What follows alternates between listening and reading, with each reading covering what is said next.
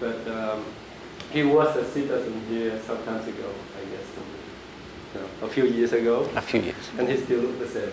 So he did his undergrad in Australia, and then he moved to Illinois to do PhD, and he moved to CITA as a postdoc. And now he's a research scientist at University of Florida, and he's leading the highest spectral resolution, highest angular resolution CO survey, molecular cloud surveys of the galactic plane in our galaxy. So today he will talk about his surveys. All right. Thank you, Glenn. Well, it's really nice to be back in Toronto after a very long hiatus. And I'm very glad I came dressed for the cold weather with my Florida winter gear here. So, okay, so as lovely as it is, I must say, one does get a bit tired of the humidity in Florida after a while. It does wear thin eventually. Anyway, so what I thought it would be interesting to tell you guys about a little bit today is some of the work I've been doing the last few years on large-scale surveys of star formation and generally the interstellar in the Milky Way. So just a very rough outline of the talk. I want to talk about two particular surveys, slightly different emphasis for each, but sort of set the stage for those with a little bit of a blurb about the astrophysical context, the motivation, and so on, and just also review what the current state of sort of Milky Way data gathering, ISM data gathering is right now. So, all right. But before I get into all of that, I should introduce to you the central object of all of this stuff, which is the antenna, the MOPRA telescope, part of AATNF. And for those of you who've never really understood what a millimeter telescope is, well, there you are. It's a millimeter telescope. But in this particular case, it's actually a very fine millimeter telescope. It's got a fairly large aperture, so it's quite sensitive. It's got good receiver system, good on-sky parameters, and as of a few years ago, it has this very flexible on-the-fly mapping capability, as well as the back end, the receiver system is really quite powerful, and even to this day still somewhat unique, despite the fact that it's now roughly 10 years old. So it's provided us with a lot of opportunities to do some unique science. Okay, and what is it about the receivers? Well, the fact is that it's a very wideband spectrometer. It emits at 3 millimeters wavelength, so that's roughly 100 gigahertz. That's the sort of the spectral window. It emits instantaneously 8 gigahertz of bandwidth in the front end, as we say in radio astronomy. And it can actually sort of divide up that entire bandwidth in 128,000 channels across in what's called wideband mode across that whole 8 gigahertz. So if you can do the sums in your head, you'll realize that gives you sort of adequate spectral resolution for things like extragalactic sort of spiral galaxies that you want to map the entire rotation parameters of. Or you can go into zoom mode where you can pick off up to 16 specific spectral lines in there at much higher spectral resolution, more appropriate for the sort of studies that you do of individual galactic clouds, where some of which may have fairly low velocity dispersions. And so you want the high velocity resolution that this gives you. And so you get a very high spectral resolution as well as good velocity coverage when you do that. And as well, because you have so many of these simultaneous zoom modes available, you can do something like this, which is just a sort of an alphabet soup of astrochemicals here. But the point is these molecules are all very interesting in different ways. A few of them tend to be quite a bit brighter.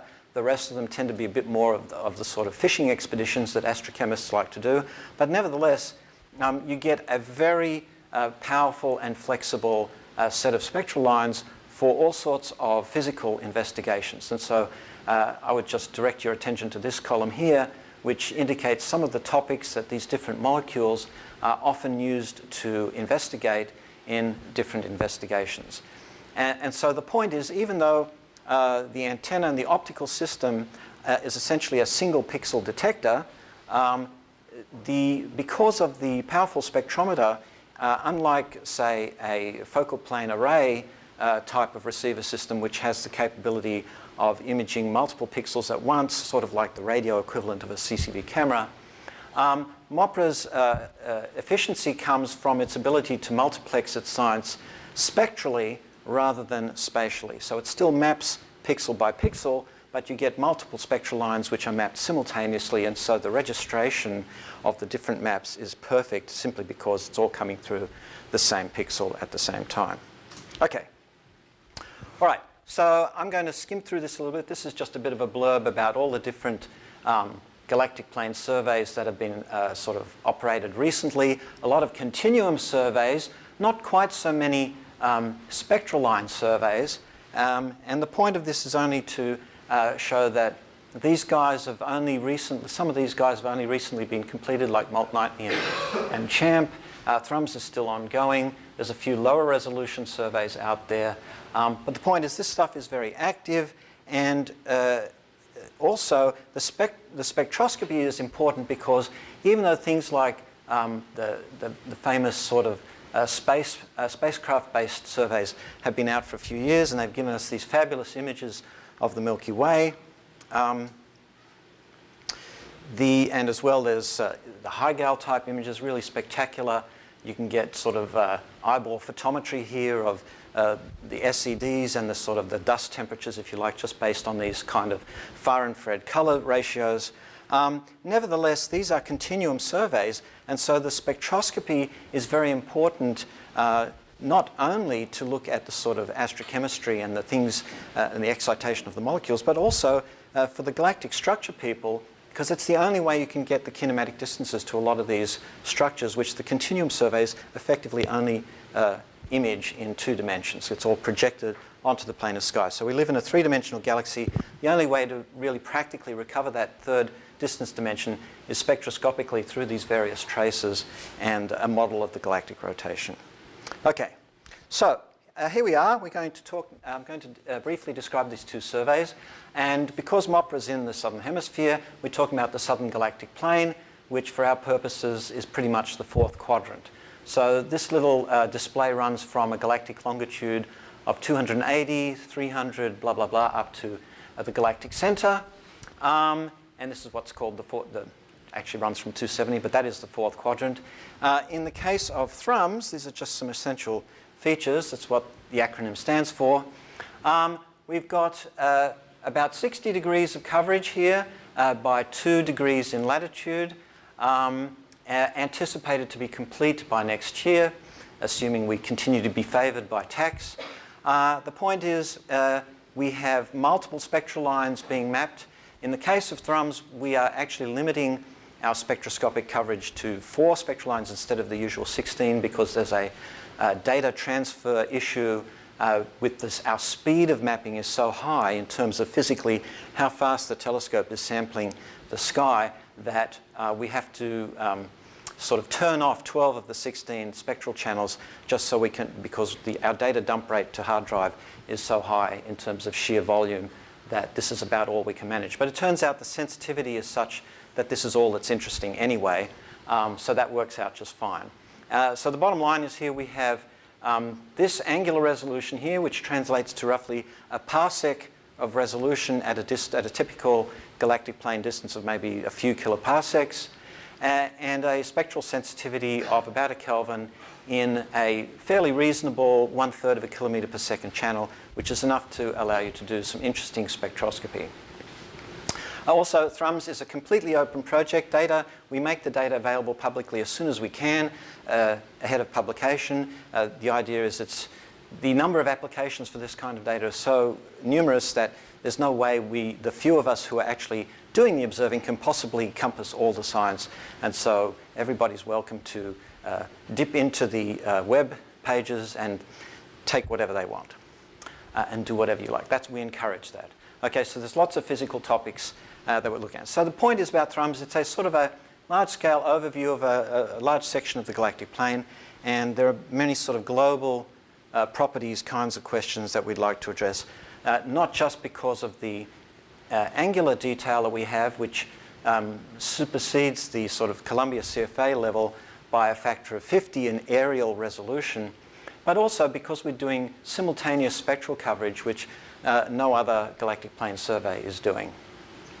Well, at least not at this level. Okay, so the Thrums is kind of a more global view. CHAMP, on the other hand, was based on a pre-existing Nanten survey in this 20 by 6 degree window. So the various line relative strength of the different isotopes. Yes. What's the relative strength? Oh, well, that depends on a number of things. But basically, well, the 12CO is going to be the brightest. The 13CO tends to be a factor of a few less bright. I mean, it varies. And C18O correspondingly lesser. I can't do it in my head. What's the, I think it's pretty trivial, but the shift. What I'm thinking of here is being involved in Planck. One of the things that was not expected is we would get a much lower resolution CO map. Okay. And the question is, how does that feed into that? So. Oh, you mean so you're worried about contamination or something, or contribution? Yeah. Be more or less within the band. I see.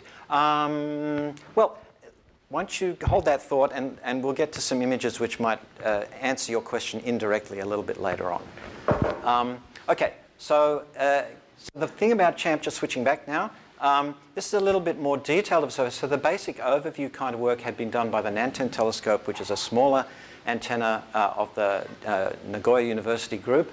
And basically, CHAMP was a MOPRA follow-up of this kind of survey where the full spectral capabilities of MOPS were employed both for an 8 gigahertz band around 90, as well as another 16 lines around 110. So we have, well, very many spectral lines of all of these molecular clumps, these massive molecular clumps, which are the sites of active star formation.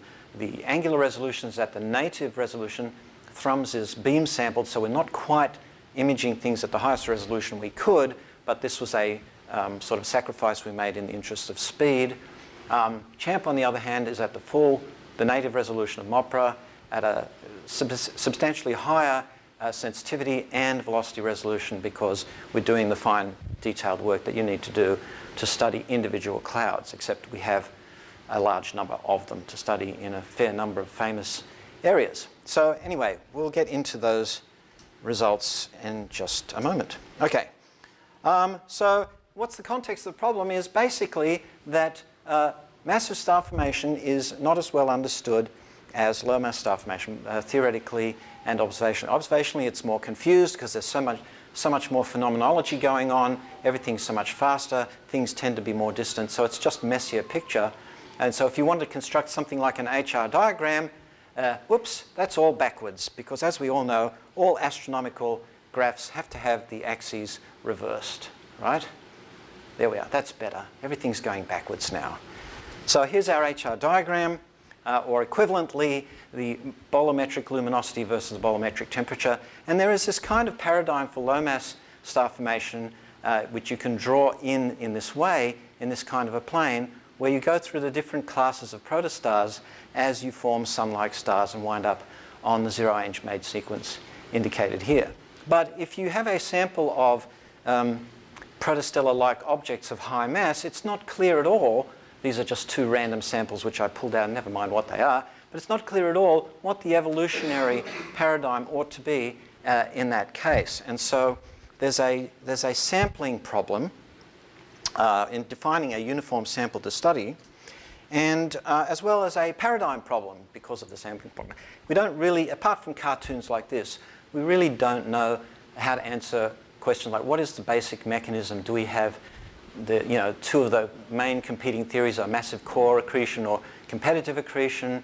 Also, are the timescales short or long compared to a dynamical time? Really, what is the physics going on there in some level of detail? So, as well, we know now, or we think we know now, that most stars probably form in clusters. And how do the lovely high-gal images that we've seen in the last few years showing a lot of filamentary structures in the cold interstellar medium. How do they translate into cluster formation in the clumps? You know, so is there a hierarchy of structures? How does that all work? What are the real demographics? And how does the whole ecology of the interstellar medium in terms of the different phases, is this pressure-driven rather than gravity-driven? I mean, how does it all work? There's all these questions out there.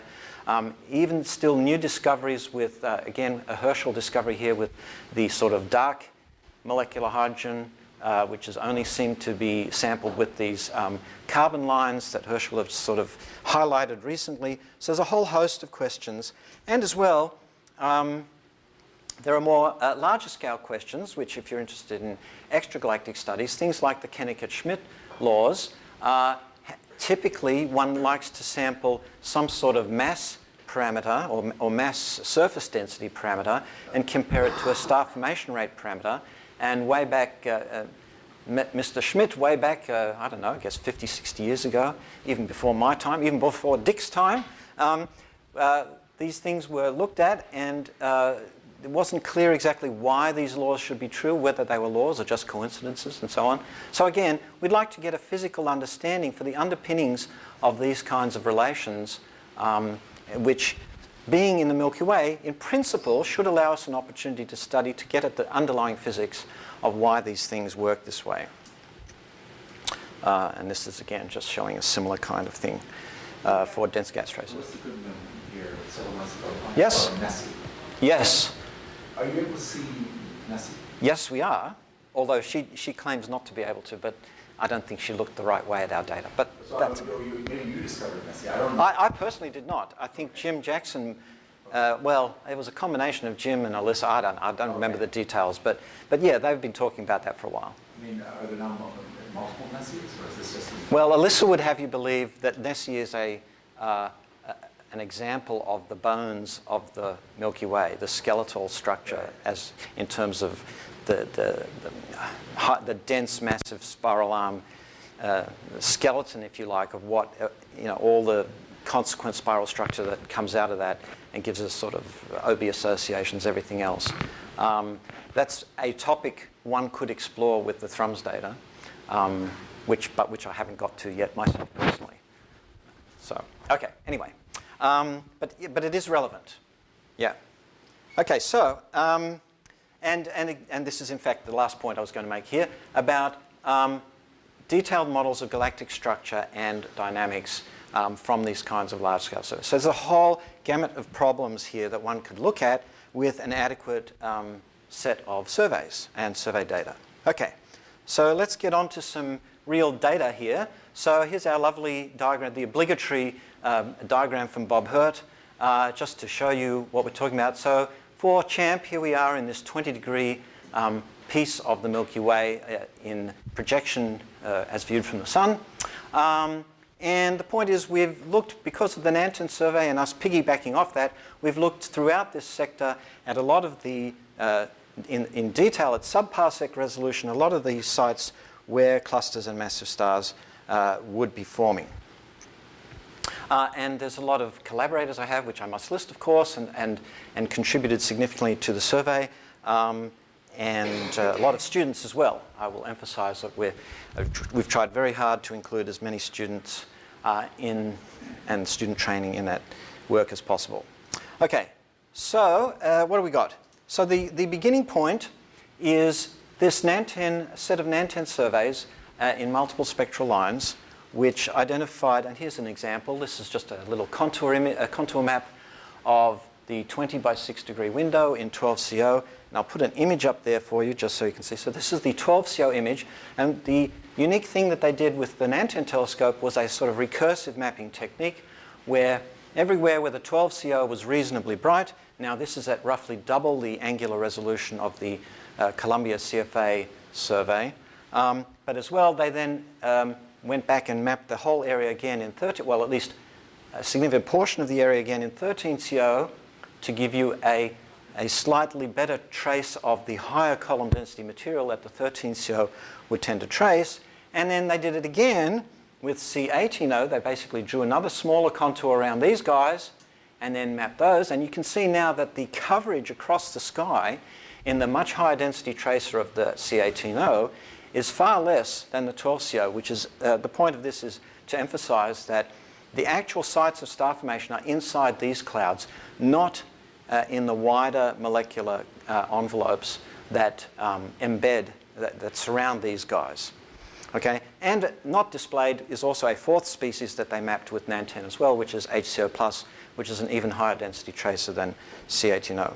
So what we did with CHAMP was to start with this Nantan data and then make basically small but very detailed maps around each of these clumps that we could detect with MOPRA. And so here's an example. Here is the Eta Carina GMC. Eta Carina itself is located in here someplace.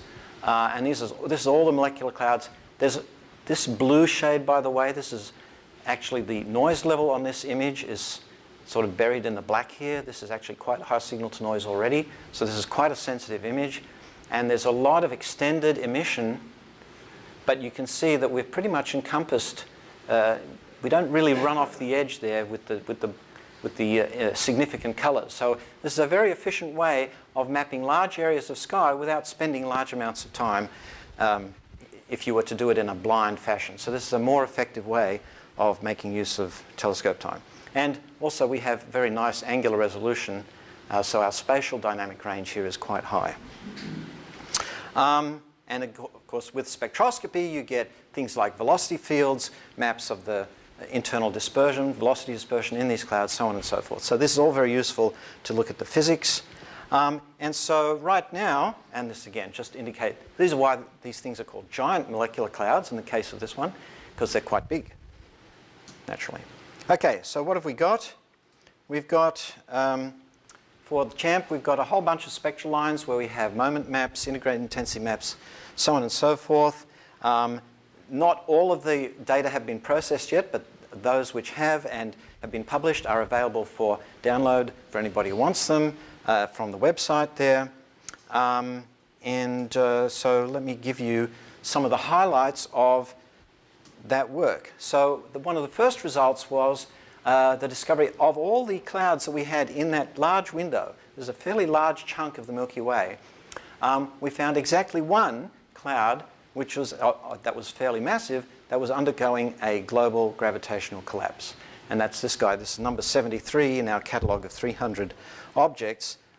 This is a little H2 region, so this image here, I'll just put the label up so you can see.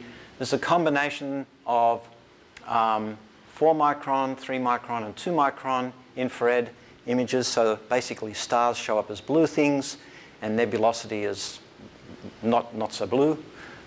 And the contours are, in this particular case, a very high density tracer H13CO+, showing that pretty much all the mass is located here. This is a little H2 region off to the side where there's not much column density anymore in terms of the gas.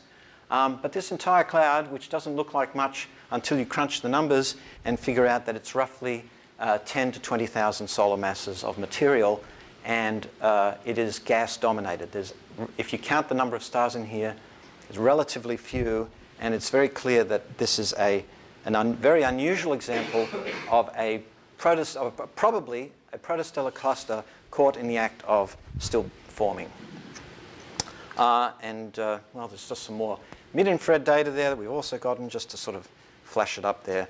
So that's one nice result we got.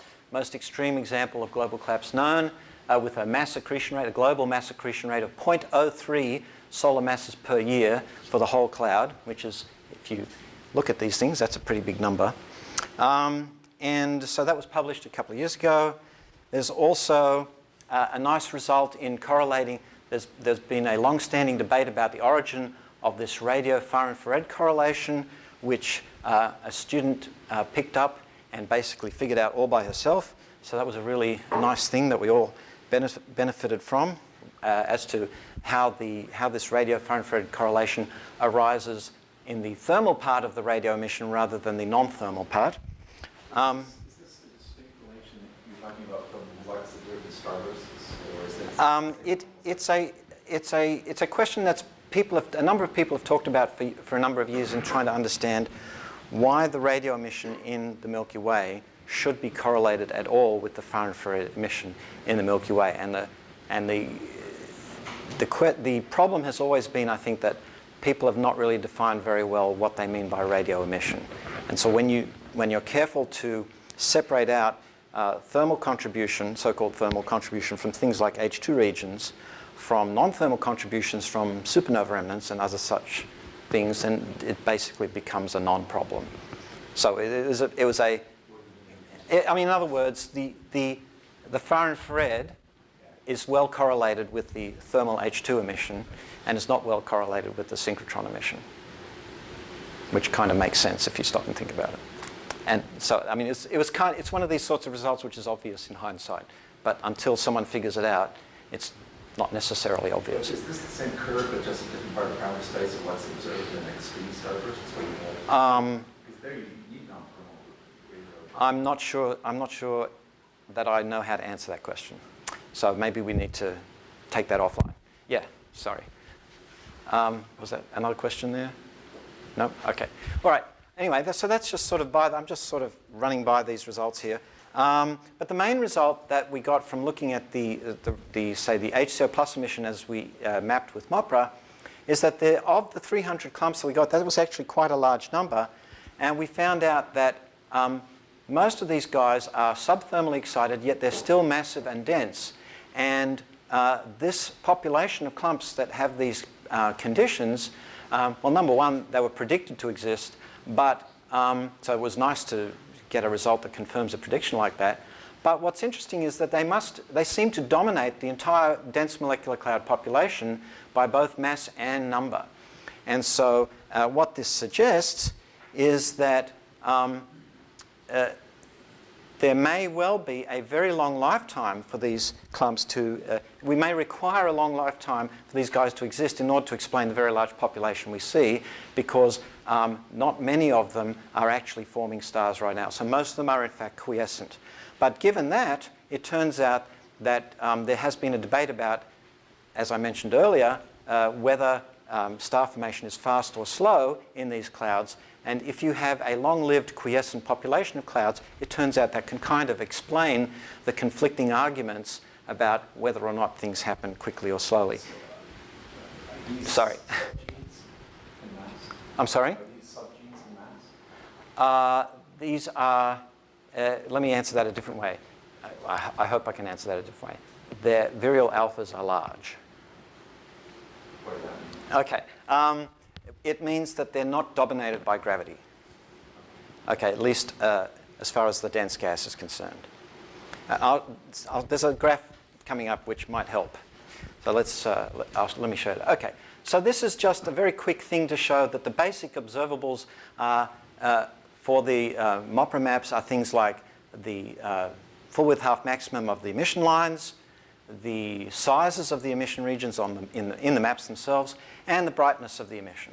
Okay, so with suitable application of radiative transfer calculations and various formulas and so on, we can turn, let me just skip through a couple of things here. We can turn those kind of observable things into more useful numbers, such as mass, density, radius, and so on. And what I'd like to point out here is, now this is for the whole 300 clump CHAMP sample. You can see what the range of masses is that we're sensitive to. These dotted lines, by the way, are 5 sigma sensitivity limits. So this sort of dwindling of numbers down here in this corner, it's not a sensitivity problem. It's a real population drop-off. And I'd also point out the main result, though, is there seems to be a large number of clumps occupying this space, and then a separate group of clumps which seem to be qualitatively different from their more numerous brethren. And this is the origin of this sort of dichotomy between clumps which appear to be relatively quiescent in terms of their star formation activity compared to clumps which have clear evidence of vigorous massive star formation going on. So this is in mass as well as density. You can choose whether you want to use SI units here or silly astronomers units up here. But the point about the density scale here is for the HCO plus line, which is what these data, these points are derived from, the so-called critical density, which is supposedly the density at which the rate of collisional excitation of the j equals 1 to 0 transition equals the rate of radiative de-excitation, that critical density is up here at this level, and yet most of these clouds, even though the HCO plus is very easy to detect, it's reasonably bright, most of these clouds are several orders of magnitude below the critical density, which is a point that has been made by a few people, but it's not widely appreciated amongst ISM aficionados. And that is that most of the molecular emission that one maps tends to be subthermally excited. So the point is, you can't automatically assume just because you see some molecule at some brightness that it's coupled thermodynamically to the dust temperature. Okay? The excitation is less than that. So that's important because that affects your column density calculation and a whole bunch of other things. Okay, and again, this is just a similar kind of diagram, but now instead of mass and density, we're talking about mass and radius. And again, these are sensitivity lines, 5 sigma sensitivity limits, where the typical distance to these guys is this line here at about 2 or 3 kiloparsecs. So that's down here, and this is actually a big gap numerically. So again, this is not a sensitivity gap here. There's a real drop-off in the population, which I'll come back to. And the significance of this particular diagram is that some theorists have proposed that in this particular plane, in this parameterization of clump space, if you like, the evolutionary tracks may look for an individual clump, may look something like this. And this is interesting because, of course, the red points, which I highlighted over here, are the ones which tend to show the more vigorous evidence of star formation activity, and the black ones are the ones that are more quiescent. So the idea here is that this large population of clumps is sitting here in this piece of the parameter space, biding its time, if you like, until conditions evolve to the point where the entire cloud can become involved in star formation, at which point it's sort of migrated into this zone where that becomes observationally very plain. These are the kinds of star-forming regions that sort of stand up in the sky and say, hello, look at me, I'm interesting. Whereas these guys are sitting, they're massive, they're dense, but they're just quiescent, so all they really do is extinguish background starlight and otherwise are relatively unremarkable, one could say. But they're also still quite massive, as you can see up here. So they're significant, they're just not spectacular. Okay, so so there's the idea here that maybe we're looking at an evolutionary sequence here. So this kind of demographic approach, I think, is nice because it allows us to start exploring some of these theoretical ideas about how things might evolve in this kind of gross way that one could apply to external disk galaxies or what have you. Okay, now here's this diagram I was referring to earlier. So this is kind of based on a work by Bertoldi and McKeeve back in the 1990s. This is just plotting the virial alpha versus mass for these clumps. Virial alpha is simply a ratio of essentially the sort of putting it in words. I'm not used to saying it. Everyone knows what virial alpha is. I'm not used to explaining what that is. Okay, let me see if I can do this. So virial alpha is a measure of how close the cloud is to being dominated by gravity in the sense of what the virial theorem says. So it's a ratio of the non-gravitational terms in the virial theorem, specifically the one given by the internal velocity dispersion of the clump, compared to the gravitational term. So if you have an alpha which is bigger than 1 by a factor of several, then that's saying that you're not gravitationally dominated. In other words, there is more internal turbulence than gravity can overcome. These clumps are supersonic. I'm sorry? How supersonic? They're very supersonic, but the point is they may be subalfanic, or at least they're not superalfanic by very much. Okay, so there's always this question about what the role of magnetic fields is in these things. So, but it's well known that these things are definitely supersonic, but there's not a lot of shocking going on. So that's another one of these enduring mysteries. So you would see the shock emission? No. You would think there'd be a lot of shocking going on, but in fact they're cold, dark, and quiescent. No, but I mean, if they whatever shock you had, implied Mach numbers. Yes, that's you would true. see the emission. Yes, except that there's also magnetic fields, so that it's not the sonic speed. In principle, you could suppress shocks. Right, right. One presumes that the magnetic fields, even if they don't dominate the dynamics, they stiffen the equation of state sufficiently that it essentially eliminates that part of the problem. Anyway, the point of this then is, okay, so when you're above an alpha of about 2, I mean, so this line really should be at about 2 or so, you tend to be, gravity is essentially not dominant, whereas below an alpha of about 2 or so, gravity becomes dominant, and the cloud is said to be in virial equilibrium where gravity and pressure forces are sort of in balance. And here's our globally collapsing guy down here. As you can see, it's just the 1-1. And this is a theoretical kind of, an argument for what one might expect on certain theoretical arguments for how these things distribute themselves. This is just a simple-minded fit, which is not necessarily inconsistent with this. But the point is, again, we have a lot of clouds here whose median alpha is sitting up here around 10-ish. Okay? And of the ones which show vigorous star formation activity, well, there's a very clear preference, if you like, for having those guys have a median alpha around 2 or 3. So that's kind of interesting and very suggestive, I would say. And there's different ways you can plot this. This is another way of looking at the total internal pressure of these clouds versus mass. The point being here that the general ISM pressure sits at around this level, and most of these clumps are very highly pressurized objects. And you would think, and this is where it leads to the idea that either these guys are sort of hydrostatically confined by an overlying massive envelope, or they're relatively ephemeral objects which are constantly being formed and dissipating because you can't maintain this kind of very high pressurization unless there's some kind of inertial confinement, if you like, one way or another. Yeah? So, what is the percentage in terms of mass of these quasi clumps? Percentage of mass. For the total population, so the black guys here, they're 95% of the clumps by number and 90% of the total clump mass.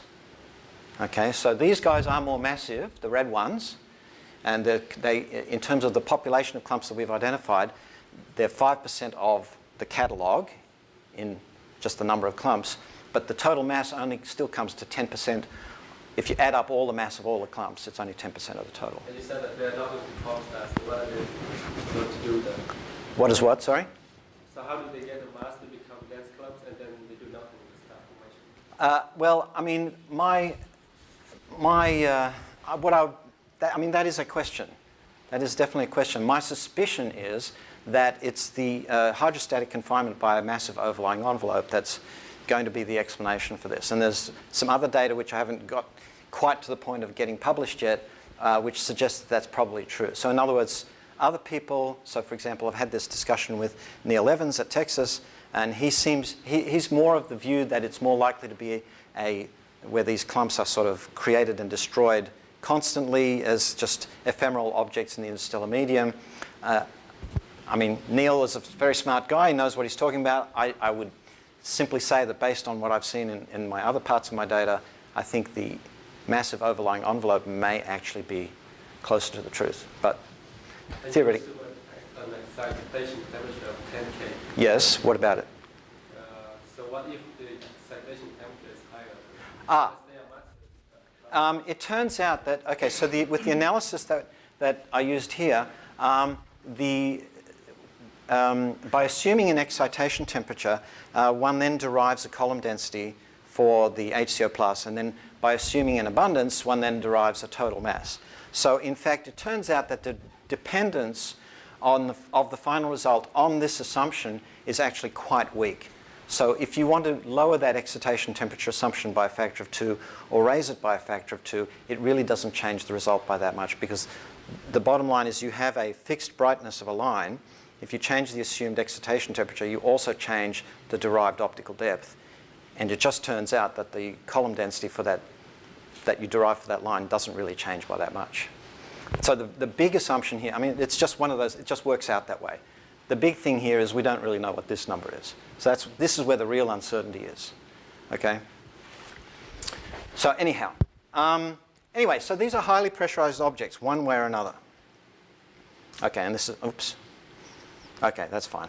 Another one is, another result is that we can construct a clump mass function.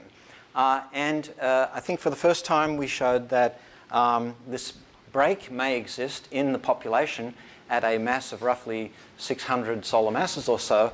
And the significance of that is that this slope here, for the higher mass end of the clump mass spectrum, is salpeter-like, but then this pattern of a turnover is similar to a core mass function, which was seen in a couple of other studies, which seems to mimic the same kind of turnover in the initial mass function for stars. So there's this suggestion that there is a fixed conversion. In other words, the population of clumps to cores to stars may be fixed by larger scale physics than just what's happening in individual cores.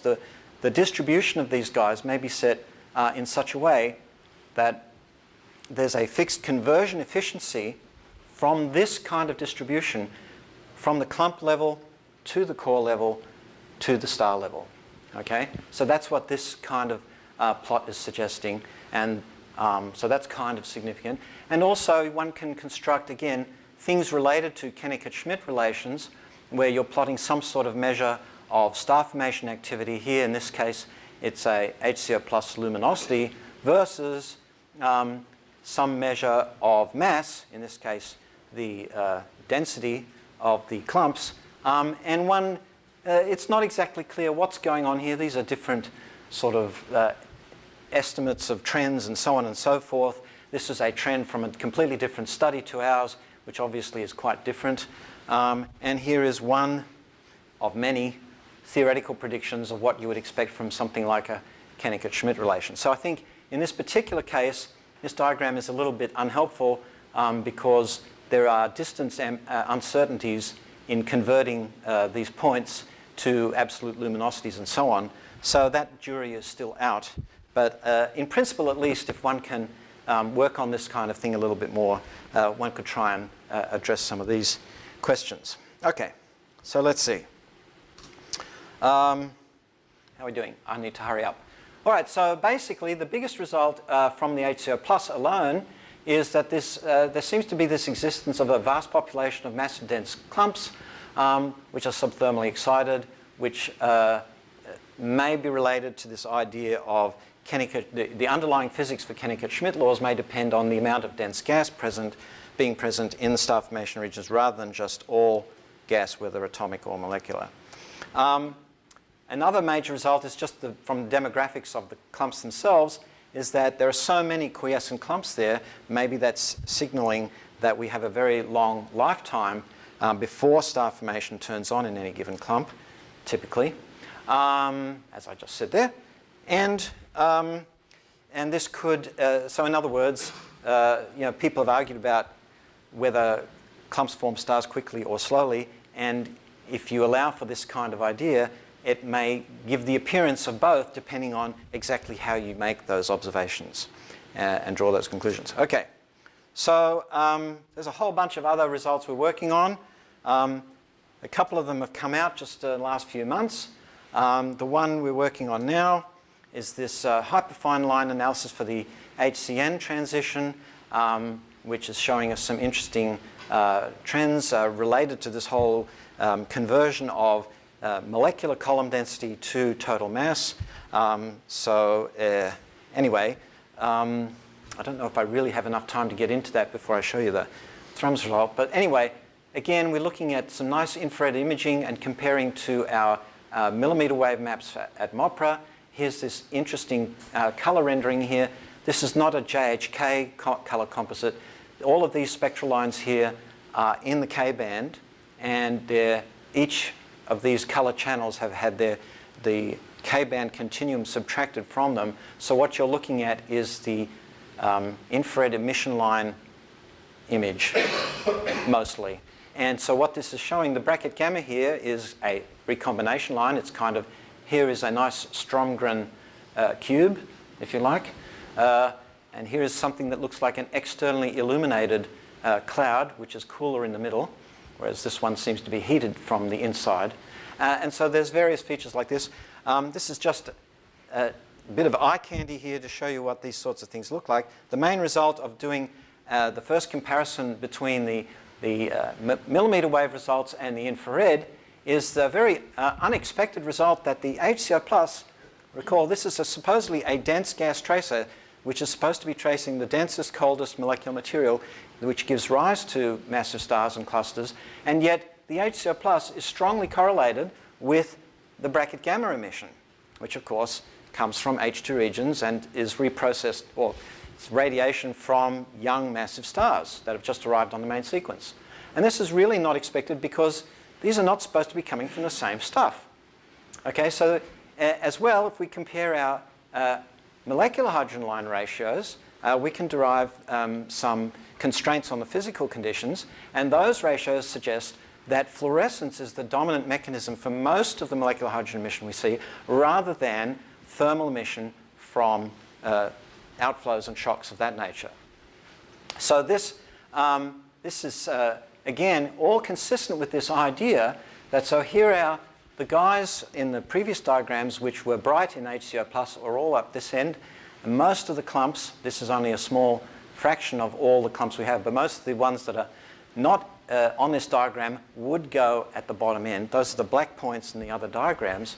And what this is saying again is that those clumps which are showing evidence of vigorous massive star formation activity are a minority, a very small minority of the total population of clumps, whereas most massive clumps live down here in sort of boring land, easily detectable but unremarkable.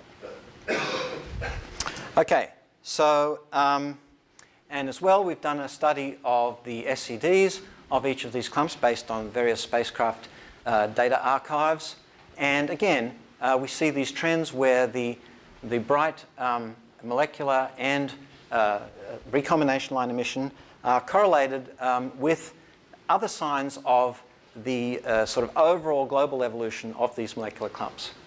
So, right, I'm just going to skip over that part.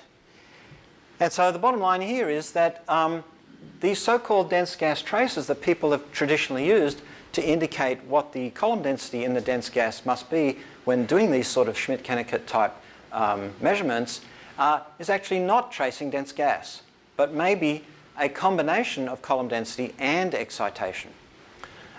Whereas if you look at other dense gas tracers, some of them, especially N2H+ ammonia, seem to avoid the highly excited parts of the clouds, and they seem to preferentially trace just the cold pre-stellar gas, as opposed to, having anything to do with excitation.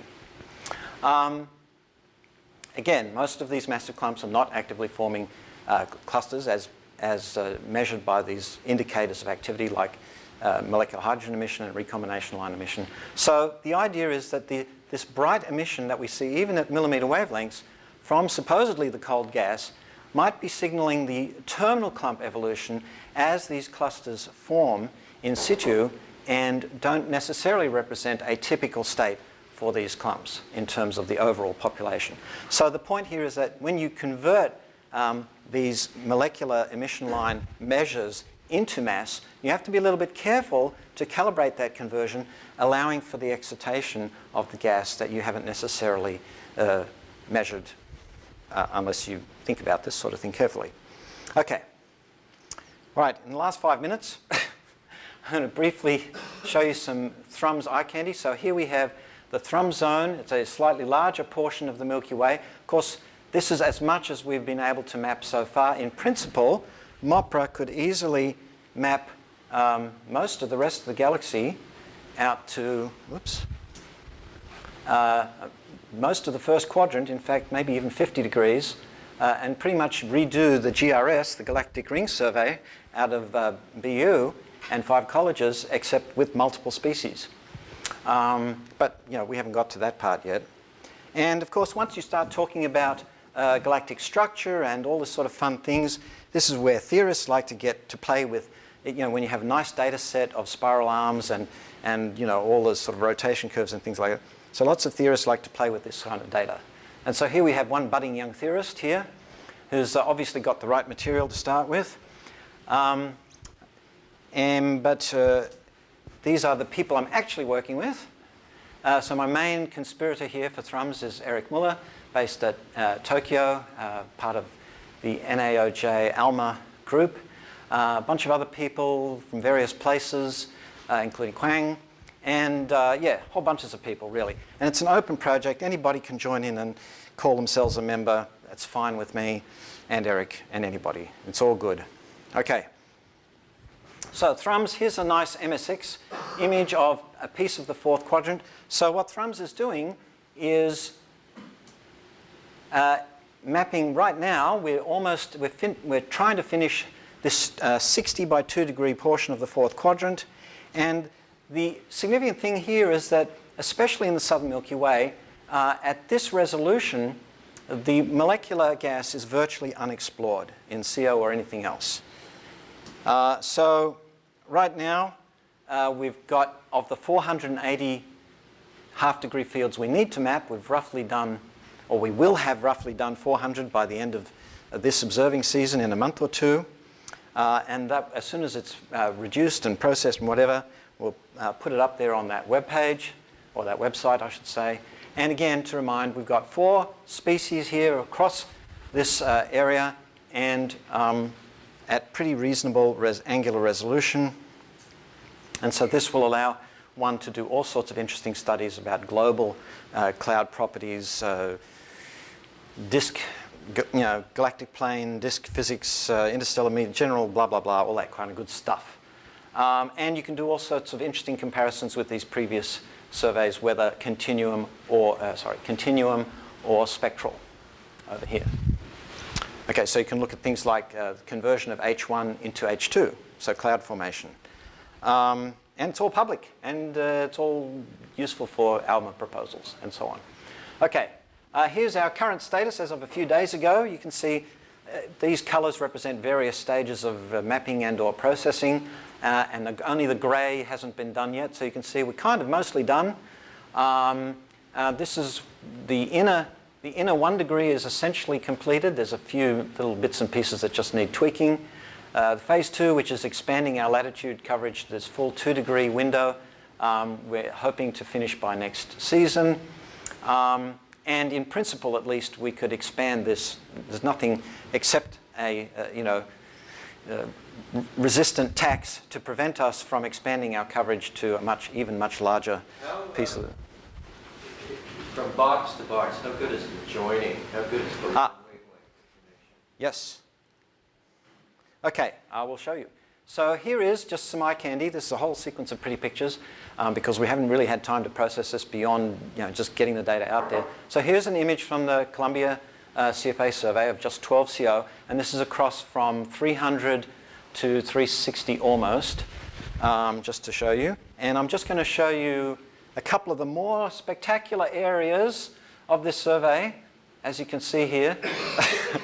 Not necessarily.